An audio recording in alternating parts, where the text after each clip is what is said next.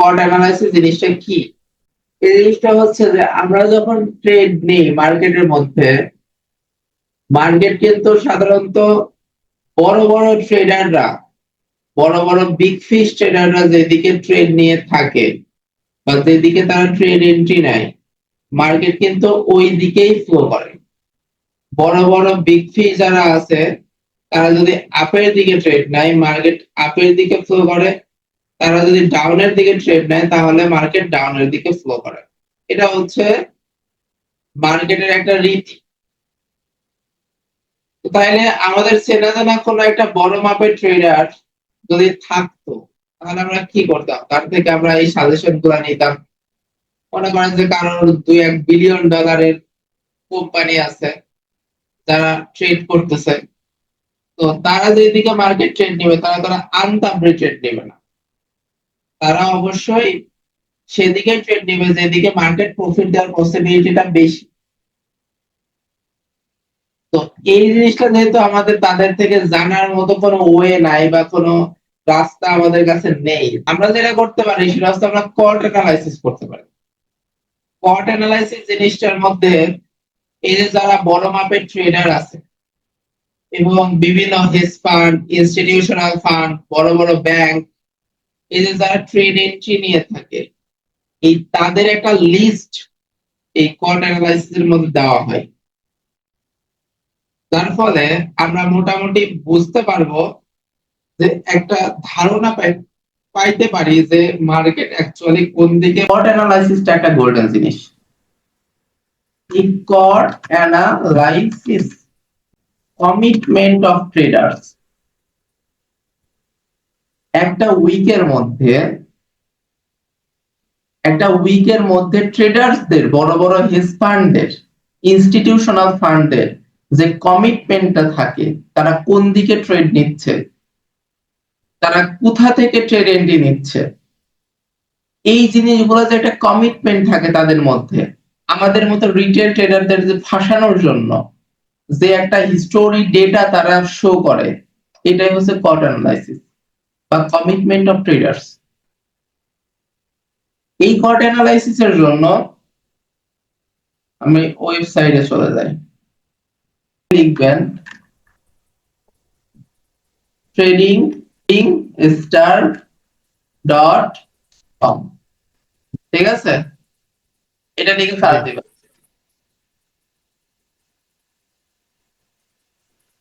এই ওয়েবসাইটটা হচ্ছে কট অ্যানালাইসিস এর বাপ। এই ওয়েবসাইটটা, এখানে free COT chart, COT reports with interactive charts, এটাতে যাবেন। এখানে যখন আপনি চলে যাবেন তখন আপনি খুব ভালো এখানে যাবেন, তখন আপনারা দেখবেন Australian dollar, AUD, British pound, GBP, CAD, euro USD, JPY, CHF, USD, Mexican peso, New Zealand dollar, NZD, এমন কোন মানে ট্রেড করার মতো এমন কোন নাই যে এই জিনিসগুলো এখানে নাই, এগুলো সবই কারেন্সি। ওকে, এবার যারা ক্রিপ্টোকারেন্সিতে ট্রেড করেন, আমাদের মহসিন ভাই, bitcoin, micro bitcoin, ether cash settled, micro ether, তাদের জন্য ইন্ডেক্সের মধ্যে, ইন্ডেক্সে সাধারণত ট্রেড করার এখন কোনো দরকার নেই। এনার্জির মধ্যে আছে কি crude oil, light sweet, natural gas. এক কথায় যারা আর কি ট্রেড করেন, যারা ট্রেডার, তাদের এই ওয়েবসাইটটা লাগবেই, তাদের এই ওয়েবসাইটটা দরকার হবে, কারণ তাদের কট অ্যানালাইসিস লাগবে, কমিটমেন্ট অফ ট্রেডার্স। এবার আপনারা এই জায়গাতে যাওয়ার পরে দেখেন আপনারা পাবেন কট লিগাসি আর কট। এখানে যদি আপনারা কট লিগাসিতে যদি ক্লিক করেন, তাহলে এই যে আপনারা দেখতে পাচ্ছেন এখানে একটা লিস্ট চলে আসছে।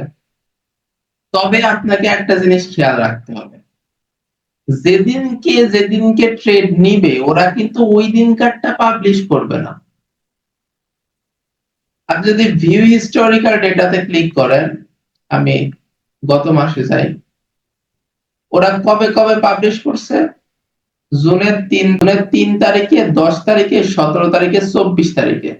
একটা জিনিস খেয়াল করছেন, প্রত্যেকটা প্রত্যেকটা সপ্তাহের মঙ্গলবারে এরা কিন্তু নির্দিষ্ট করে যে মঙ্গলবারে পাবলিশ করবে বিষয়টা এমনটা না, কিন্তু বুধবারেও পাবলিশ করতে পারে, মঙ্গলবারেও পাবলিশ করতে পারে, সোমবারেও পাবলিশ করতে পারে। তবে ওরা যেটাতেই পাবলিশ করুক না কেন সেটাতেই অবশ্যই 7 দিন পর পর, মানে 7 দিনের মাথায়।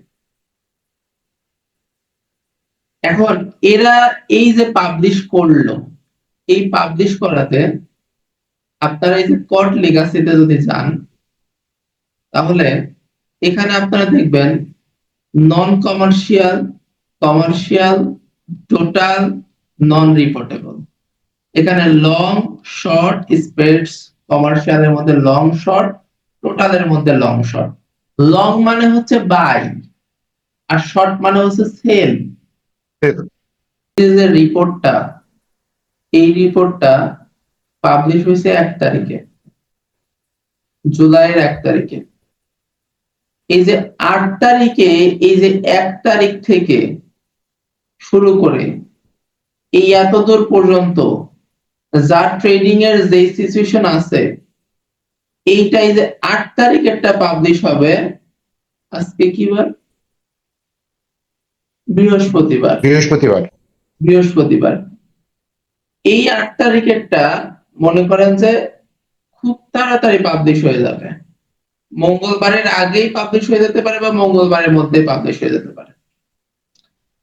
তারপরে 15 তারিখেরটা পাবলিশ হবে, তারপরে 22 তারিখেরটা পাবলিশ হবে। এখন এই যে 1 তারিখের ডেটা অনুসারে যা যা পাবলিশ হয়েছে, এটা অনুসারে আমরা যদি দেখি যে আমাদের কোর্ট রিপোর্টে কি বলছে, ডিলার ইন্টিমেট, এটা কি আছে, ডিলার ইন্টারমিডিয়ারি, অ্যাসেট ম্যানেজার বা ইনস্টিটিউশনাল ফান্ড, লেভারেজ ফান্ড, আদার রিপোর্টেবলস, নন রিপোর্টেবলস পজিশনস। এর মধ্যে আপনার সবথেকে বেশি পরিমাণে যেই দুইটা ইম্পর্টেন্ট, সেই দুইটা হচ্ছে অ্যাসেট ম্যানেজার বা ইনস্টিটিউশনাল আর লেভারেজ ফান্ড। এই দুইটা সবথেকে বেশি ইম্পর্টেন্ট। এবং তারপরে ডিলার ইন্টারমিডিয়ারি, এটা এই আদার রিপোর্টেবলস, নন রিপোর্টেবলস, এটা খুব একটা ইম্পর্টেন্ট না। তারপরেও যদি আপনারা এটা নিয়ে কাজ করতে চান তাহলে আপনাদের জন্য মঙ্গল, ভালো।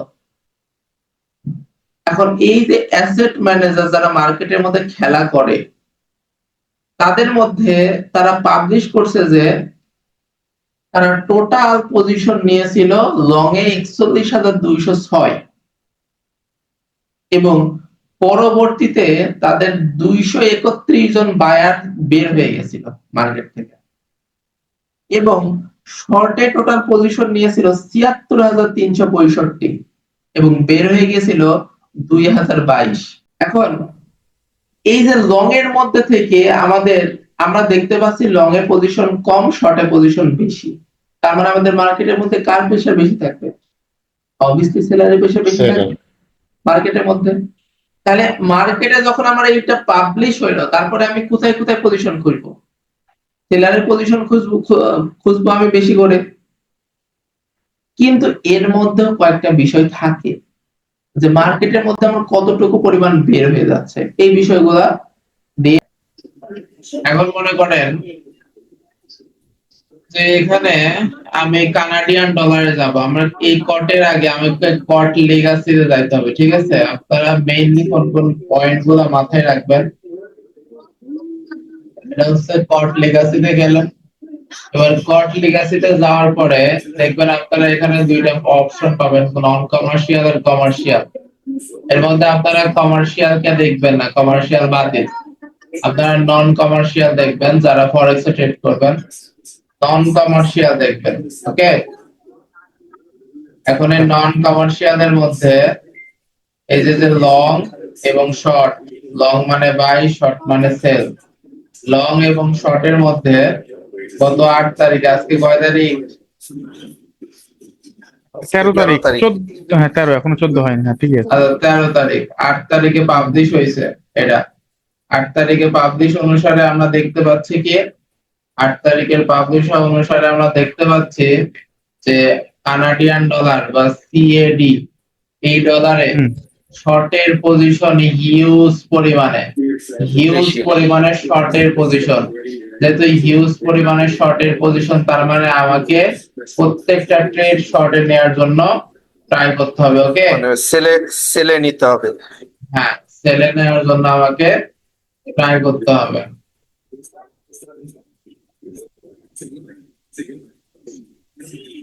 এটা তো গত সপ্তাহের রিপোর্ট হয়ে গেল না ভাইয়া? গত সপ্তাহের রিপোর্ট, কিন্তু কথা হচ্ছে ভাই এখানে আমাদের সুবিধাটা কি জানেন? এখানে আমাদের সুবিধাটা হচ্ছে যে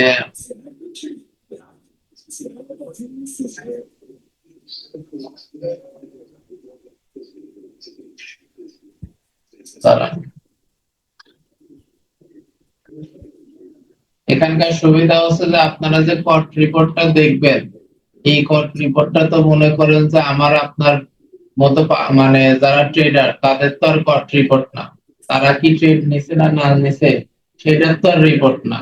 এই রিপোর্টটা হচ্ছে যারা লং টাইম ধরে ট্রেড করে, তারা সুইং ট্রেডিং করে, তাদের একটা ট্রেড 2 সপ্তাহ 3 সপ্তাহ 1 মাস যাবত রানিং থাকে, এদের রিপোর্ট আপনি পাচ্ছেন। তার মানে আপনি যখন পাচ্ছেন যারা মিনিমাম 2 সপ্তাহ 3 সপ্তাহ 4 সপ্তাহ ধরে ট্রেডটা রানিং রাখবে, তাদের রিপোর্ট পাচ্ছেন। তার মানে তাদের আপনি গত সপ্তাহের রিপোর্টটা তো মূল ফ্যাক্ট না। মূল ফ্যাক্টটা হচ্ছে যে গত সপ্তাহ হোক আর এই সপ্তাহ হোক, তারা তো ট্রেড রাখবে আরো 2 সপ্তাহ। তার মানে এর মধ্যে মার্কেট কি করবে? সেলের দিকে ফ্লো হওয়ার পসিবিলিটিটা বেশি থাকবে, তাই না? জি, কারণ এখন আমরা আমরা সুইং ট্রেডার। কানাডিয়ান ডলারের কানাডিয়ান ইন্ডেক্সটা যদি দেখি, মোটামুটি এটা আমাদের নিচের দিকে ফলো করতেছে, সেল ট্রেন্ডেই আছে। হ্যাঁ, আমরা যদি ইউএসডি ক্যাড এর মধ্যে যাই, তাইলে কানাডিয়ান ডলার যদি ফল করে, তাহলে ইউএসডি ক্যাড কি করবে? বাড়তে থাকবে। বাড়তে থাকবে না? আপ ট্রেন্ড দেখেন তো আমাদের কি বাড়ছে না? তাইলে বাড়তেই আমরা আছে, যে হ্যাঁ। রিপোর্টটা দেখলাম, সেই রিপোর্টটা কি? সেই রিপোর্টে দেখলাম যে Genuine। কানাডিয়ান ডলার ফল করেছে। অর্থাৎ ফল করেছে মানে কি? আমরা যদি একটু খেয়াল, আচ্ছা আপনারা মার্কেট দেখতে পাচ্ছেন তো? জি জি জি ভাই। দেখেন খুব ভালো লেভেলে ফল করছে। কেমনে? 20,344 জন বাই আর 91,952। 91,000 হচ্ছে সেলে।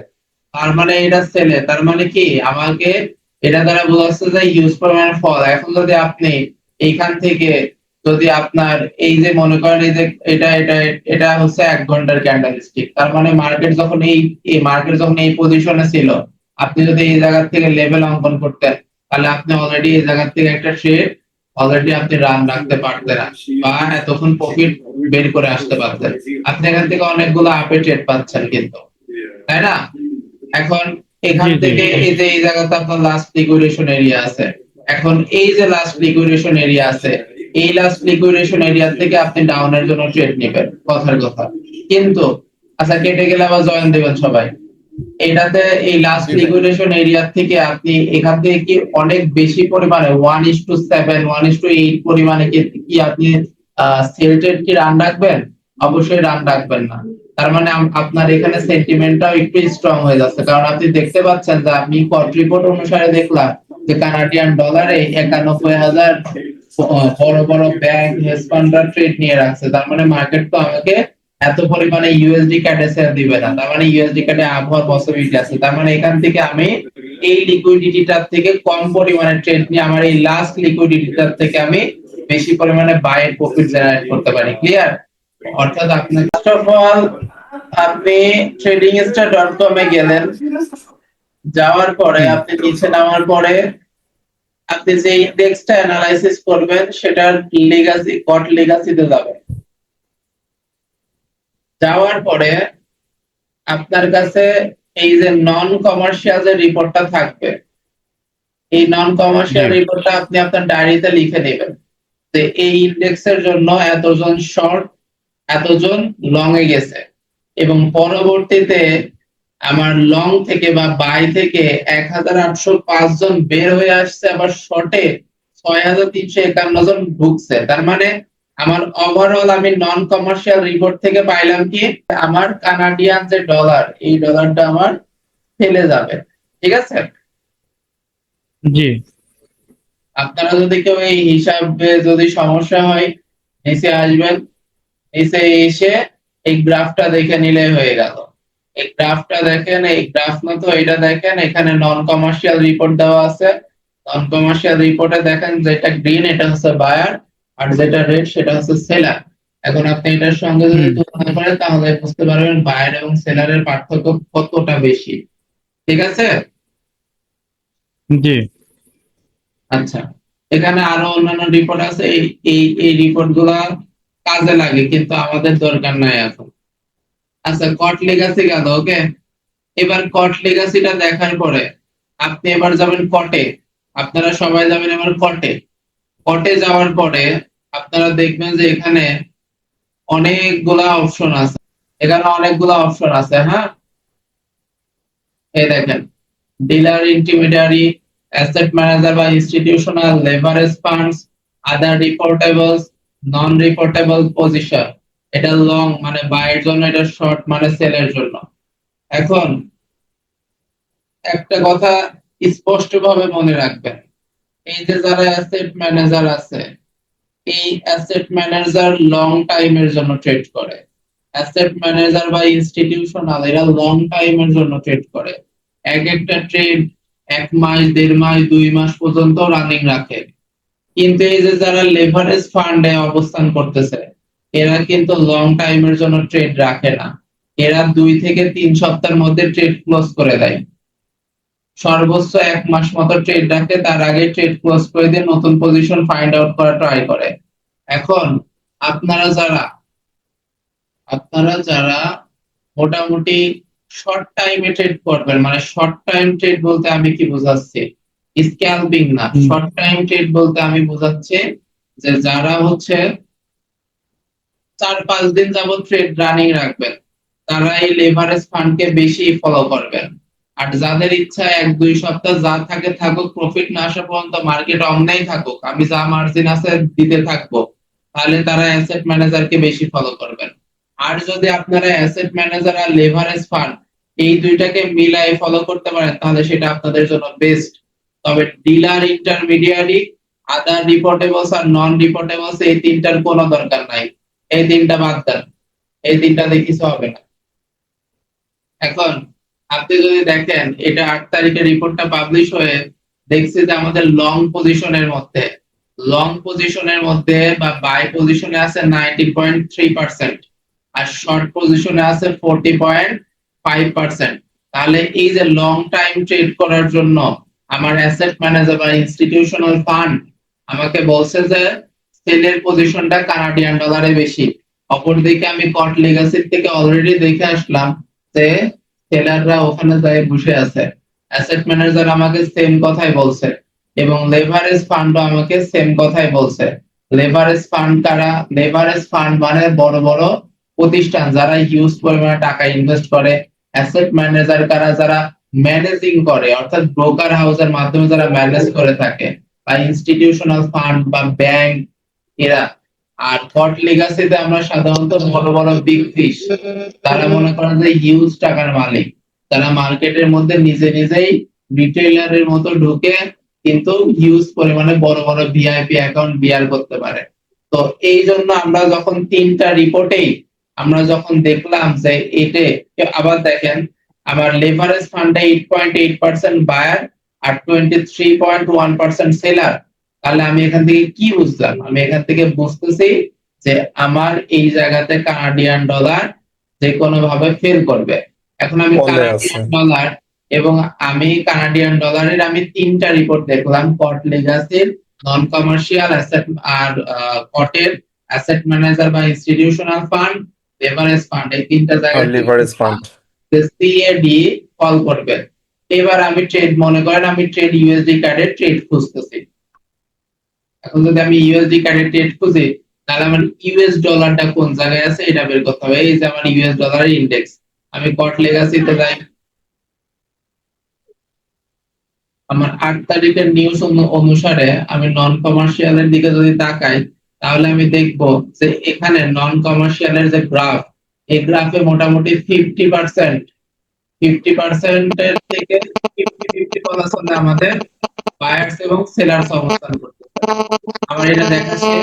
আমি এবার এই কার্ডে সমস্যা হচ্ছে, ইন্ডেক্সের কটের মধ্যে যাব, কটের মধ্যে যাওয়ার পরে আমি এখান থেকে অ্যাসেট ম্যানেজার বা ইনস্টিটিউশনাল ফান্ড, লেভারেজ ফান্ডের ভিতরে যদি আমরা খেয়াল করি, তাহলে আমরা একটা জিনিস দেখছি যে আমাদের বায়ে আছে 9.2%, শর্টে আছে 32.7%। আমার লেভারেজ ফান্ডে বায়ে আছে 39.8%, শর্টে আছে 35.2%। তাহলে আমি এভারেজ একটা জিনিস বুঝলাম, সেটা হচ্ছে আমার লেভারেজ ফান্ডও ইকুয়াল, আমার নন কমার্শিয়ালও ইকুয়াল। একমাত্র অ্যাসেট ম্যানেজার অনুসারে আমরা একটা জিনিস দেখতে পাই, সেটা হচ্ছে যে শর্টের পজিশন। তার মানে আমি ইউএসডি ক্যাড, সরি আমি ক্যাড এর ক্ষেত্রে যদি আমি খেয়াল করি, তাহলে তার সেলে যাওয়ার পজিশনটা বেশি, আর ইউএসডির ক্ষেত্রে যদি আমরা খেয়াল করি, তাহলে তারও সেলে যাওয়ার পজিশন বেশি, কিন্তু তার সেলে যাওয়ার অবস্থাটা ক্যাড এর তুলনায় কম। অ্যাজ এ রেজাল্ট আপনি ইউএসডি ক্যাড এর দিকে যদি তাকান, তাহলে দেখবেন যে মার্কেটটা বাইরের দিকে যাচ্ছে, কিন্তু বাইরের দিকে গেলেও একদম তির্যক ভাবে বাইরের দিকে যাচ্ছে না। কিন্তু এই যদি আমার কোনোভাবে ইউএস ডলার যদি আমাকে বলতো যে তার বায়ার পজিশনটা বেশি হবে, তাহলে মার্কেট এইরকম ধাক ধাক করতে করতে উপরের দিকে যাইতো। কিন্তু যেহেতু আমার ইউএস ডলারও বলছে যে আমি সেলের দিকে যাইতে চাই, তার মানে আমার বেস কারেন্সি আর কো কারেন্সি দুটোই আমার একমুখী। যেহেতু একমুখী, কিন্তু একমুখীর মধ্যেও কানাডিয়ান ডলারের আবার নিচে যাওয়ার পজিশনটা বেশি, এই জন্য মার্কেটটা উপরের দিকে যাচ্ছে, কিন্তু খুব একেবারে হাই লেভেলের ভাবে উপরের দিকে যাচ্ছে না। তার মানে আপনি যখন ইউএসডি ক্যাডের ট্রেডটা এন্ট্রি করার জন্য ওয়েট করবেন, তখন আপনাকে ট্রেড এন্ট্রি করার আগে এইটুকু মাইন্ডসেট করে নিতে হবে যে মার্কেট এখন আমার রেঞ্জিং এ থাকতে পারে, মার্কেট আমার এখন রেঞ্জিং এ থাকতে পারে। তাহলে মার্কেট যদি রেঞ্জিং এ থাকে, তাহলে আমি এখন কোন ট্রেডের জন্য প্ল্যানিং করব? আমি এখন সুইং ট্রেডের জন্য প্ল্যানিং করব, না আমি ডে ট্রেডের জন্য প্ল্যানিং করব, না আমি এখন স্ক্যালপিং এর জন্য প্ল্যানিং করব? মার্কেট যখন সাধারণত রেঞ্জিং অবস্থায় থাকে, তখন মার্কেটের মধ্যে স্ক্যালপিং করার জন্য ট্রাই করতে হয়, কারণ রেঞ্জিং অবস্থাতে মার্কেটে স্ক্যালপিংটা খুব ভালো কাজ করে। তাহলে আমি যদি এখন আমি 1 ঘন্টা টাইম ফ্রেম বা 4 ঘন্টা টাইম ফ্রেমে আমি আর এখন ট্রেড করবো না ইউএসডি ক্যাড এর জন্য। তার কারণ হচ্ছে যে আমি ইউএসডি ক্যাড এর কট রিপোর্ট অনুসারে যা দেখলাম, সেই অনুসারে মার্কেট রেঞ্জিং অবস্থায় থাকবে। অ্যাজ এ রেজাল্ট আমি এখন ট্রাই করবো কিসের জন্য? আমি এখন ট্রাই করব 15 মিনিটের যাবো, আমি সেখান থেকে 1 মিনিটের হচ্ছে এন্ট্রি মডিউল অনুসারে ওখান থেকে আমি বস চক লেভেল অঙ্কন করে 1 মিনিটের এন্ট্রি মডিউল দেখে দেখে আমি সেখানে হচ্ছে স্ক্যালপিং করার ট্রাই করব। এবার আমার কানাডিয়ানের সঙ্গে ক্যাডের সঙ্গে আর কি আছে? ক্যাডের সঙ্গে আমার জেপিওয়াই আছে। তাহলে আমি জেপিওয়াই এর কট লেগাসিতে যাই। জেপিওয়াই এর কট লেগাসিতে যাওয়ার পরে আমি যদি নন কমার্শিয়ালের দিকে তাকাই, তাহলে আমি দেখবো যে লং এর পজিশনটা কত? 1,66,152, আর শর্টে আছে 50,037। তার মানে আমাকে 50,000 কাছে কি বলছে? 3 ভাগের 1 ভাগ বলছে যে জেপিওয়াই এখন বাই বেশি, জেপিওয়াই আপে থাকবে। জেপিওয়াই যদি আপে থাকে, আবার আমি এখন জাপানিজ ইয়েন এর কটের মধ্যে যাব। আমি জাপানিজ ইয়েন এর কটের মধ্যে যদি যাই, তাহলে আমি কটের মধ্যে গিয়ে আমি কি কি দেখবো? অ্যাসেট ম্যানেজার আর লেভারেজ ফান্ড। আমি অ্যাসেট ম্যানেজারের দিকে যদি তাকাই, তাহলে লং এর পজিশন আছে 1,12,913, অলমোস্ট 1,13,000, যেখান থেকে 6,000 6,500 বের হয়ে গেছে, আর শর্টে মাত্র 25,000। আবার আমার লেভারেজ ফান্ডে বাই আছে 42,000, শর্টে আছে 32,000। তাহলে 32,000 10,000 বেশি বলছে যে আমি নিচে যাব, জেপিওয়াই আমাকে বলছে যে আমি উপরে যাব। এখন আমি যদি ক্যাট জেপিওয়াই লিখি, তাহলে আমার ক্যাট জেপিওয়াই এর ক্ষেত্রে আমার হচ্ছে বেস কারেন্সি কি? ক্যাট থাকছে, যেহেতু বেস কারেন্সি ক্যাট, আর তার আর হচ্ছে আমার কো কারেন্সি এটা হচ্ছে জেপিওয়াই। তার মানে জেপিওয়াই নিচে আসতে যাচ্ছে, ক্যাটটা উপরে উঠতে যাচ্ছে, তাহলে ক্যাটও উপরে উঠবে, আর জেপিওয়াই যেহেতু আমার কো কারেন্সি, তার মানে সে নিচে আসতে চাওয়া মানে হচ্ছে বেস কারেন্সি উপরের দিকে যাবে। তার মানে আমি যদি ক্যাট জেপিওয়াই এর দিকে যদি আমি তাকাই, তাহলে আমি কি দেখতে পাবো? ক্যাট জেপিওর দিকে তাকালে আমি দেখতে পারবো যে এই পজিশনটা কি নিচের দিকে আসার পজিশনটা বেশি, তাই তো? কারণ ক্যাট আমার নিচে JPY নামতে চাচ্ছে, সে হচ্ছে বেস কারেন্সি, আর জেপিওয়াই বেস হচ্ছে আমার কারেন্সি। কো কারেন্সি, সে উপরে উঠতে চাচ্ছে। তার মানে কো কারেন্সি যা করবে বেস কারেন্সি তার বিপরীত করবে। তাহলে কো কারেন্সি যদি উপরে বিপরীত উঠতে করবে। চায় তাহলে বেস কারেন্সি নিচের দিকে নামবে, তাই তো? জি। এইভাবে আপনাদেরকে সুন্দর করে ম্যাচ করে করে আপনাদেরকে ট্রেড করা থাকবে। আপনারা এইভাবে আপনাদের সেন্টিমেন্টকে সুন্দর মতো ফলো করতে পারেন। আমাদের এখানে উপরে আমরা যদি উপরের যে লেভেলটা আছে, আমাদের উপরে যে এই যে এখানে যে লিকুইডেশন লেভেলটা আছে, মার্কেটে এখানকার লিকুইডেশন লেভেলটা খাওয়ার জন্য মার্কেট এত দূর আসছে। এখানকার লিকুইডেশন লেভেলটা খাওয়া হলে মার্কেট আবার নিচে নামার পসিবিলিটিটা বেশি। কারণ আপনারা যদি একটু খেয়াল করেন তাহলে দেখতে পারবেন যে আমাদের মার্কেটের এই পজিশন থেকে মোটামুটি এত দূর পর্যন্ত মার্কেট নামছিল, এবং তারপরে যদি আমরা একটু খেয়াল করি তাহলে মার্কেট কিন্তু আমাদের এই যে যে প্যাটার্ন তৈরি করছে, এই প্যাটার্নটা কি প্যাটার্ন কেউ বলতে পারবেন আমাকে? এই প্যাটার্নটা কোন প্যাটার্ন তৈরি করছে pattern market? Bearish bullish reversal. এটা আমাদের হচ্ছে বিয়ারিশ রিভার্সাল প্যাটার্ন তৈরি করছে। তাহলে আমাদের বিয়ারিশ সরি বুলিশ বলছি। রিভার্সাল প্যাটার্ন তৈরি করে, তাহলে আমাদের অলরেডি আমরা যদি একটু খেয়াল করি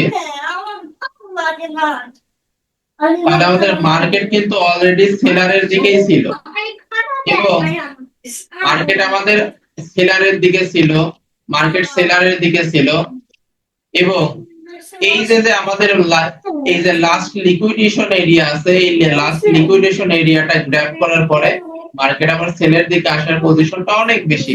কারণ মার্কেট যে সেলে যাবে আমরা কট রিপোর্ট অনুসারে দেখলাম, এবং আমরা আমাদের হচ্ছে যে চার্ট প্যাটার্ন, এই চার্ট প্যাটার্ন অনুসারেও আমরা দেখতেছি যে মার্কেট সেলে যাওয়ার মতো অবস্থা তৈরি করছে। কারণ আমরা যদি একটা জিনিস খেয়াল করি তাহলে আমরা দেখতে পারি যে মার্কেটের মধ্যে লং টাইমের জন্য লং টাইমের জন্য বেয়ারিশ রিভার্সাল তৈরি করছে। আবার যদি আমরা শর্ট টাইমের দিকে খেয়াল করি তাহলে শর্ট টাইমের জন্য মার্কেট বেয়ারিশ রিভার্সালই তৈরি করছে। সুতরাং আমাদের এখনকার যে পজিশনটা থাকবে সেটা হচ্ছে যে মার্কেটের এই উপর দেখা। আর আপনারা যদি একটু খেয়াল করেন তাহলে মার্কেটে দেখেন সেলিং প্রেসার কি পরিমাণে বেশি ছিল, মার্কেট এত দূর পর্যন্ত মার্কেট নিচে নেমে আসছিল লিকুইডিটি নেওয়ার জন্য। এখন এই জায়গাতে অর্ডার ব্লক আছে, অর্ডার ব্লক থেকে মার্কেট উপরে উঠছে, উপরের এটাকে গ্র্যাব করার পরে আবার মার্কেট নিচে নামার পজিশনটা বেশি থাকে। ওভারঅল ক্যাটে কিন্তু মার্কেট আমাদেরকে ডাউন ফ্লো দিয়ে গেছে, ঠিক আছে? ইউরো ক্যাটে দিছে, ইউএসডি ক্যাটে দিছে। এবার ক্যাট জাপায় ভাই স্বপন কি বাসার ভাই জিজ্ঞাসা করছিল ক্যাট জাপায় কি হয়েছে ভাই? সম্পূর্ণ আপট্রেন্ড নির্দেশ করছে না, মানে রিপোর্ট যে সময় থেকে আমরা দেখছি সেই সময় থেকে হিসাব অনুযায়ী ডাউনে যাওয়ার কথা, কিন্তু আছে কিন্তু আপে। রিপোর্টটা আমরা এখন দেখলাম, কিন্তু রিপোর্টটা পাবলিশ হয়েছে কবে? 8 তারিখে। আচ্ছা, 8 তারিখে পাবলিশ হয়েছে, আজকে হচ্ছে 11 তারিখ, ও 13 তারিখ। 13 তারিখ। আচ্ছা 13 তারিখ। আচ্ছা, আমাদের তো মনে করেন যে একটা লিকুইডেশন এরিয়া তো লাগবে, তাই না?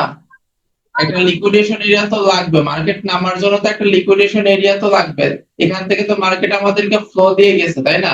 এখন আপনি এখান থেকে আপনি যখন দেখলেন যে পট রিপোর্ট অনুসারে আপনার মার্কেট ক্যাট জাপায়ের মার্কেট নিচে নামার সম্ভাবনাটা বেশি, আপনি যখন দেখলেন যে নিচে নামার সম্ভাবনাটা বেশি, তাহলে আপনি এখান থেকে কি করবেন? আপনি এখান থেকে নিশ্চয়ই সেলের জন্যই পজিশন খুঁজবেন, তাই না?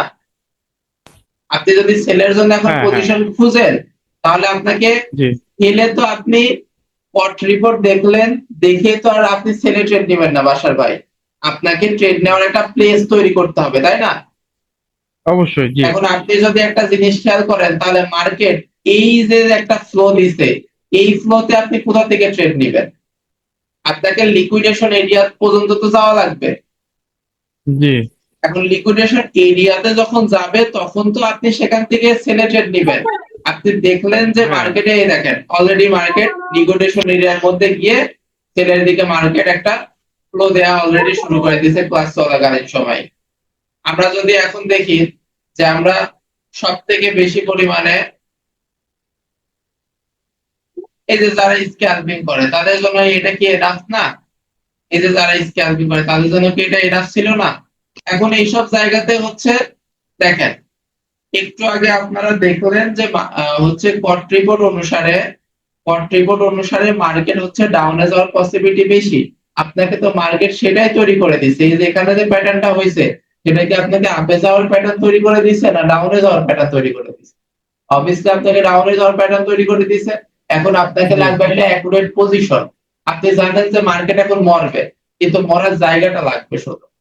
আপনি যদি জায়গা না পান তাহলে তো আপনি তারা মারতে পারবেন না। এখন আপনাকে পজিশন খুঁজতে হবে। আপনি যদি ইউরো ক্যাডের কথা বলেন, ইউরো ক্যাডে মার্কেট পজিশন পেয়েছে, নেমে গেছে। আপনি যদি ইউএসডি ক্যাডের কথা বলেন, পজিশন পেয়েছে, নেমে গেছে, পজিশন পেয়েছে, উঠে গেছে। এখন কট রিপোর্ট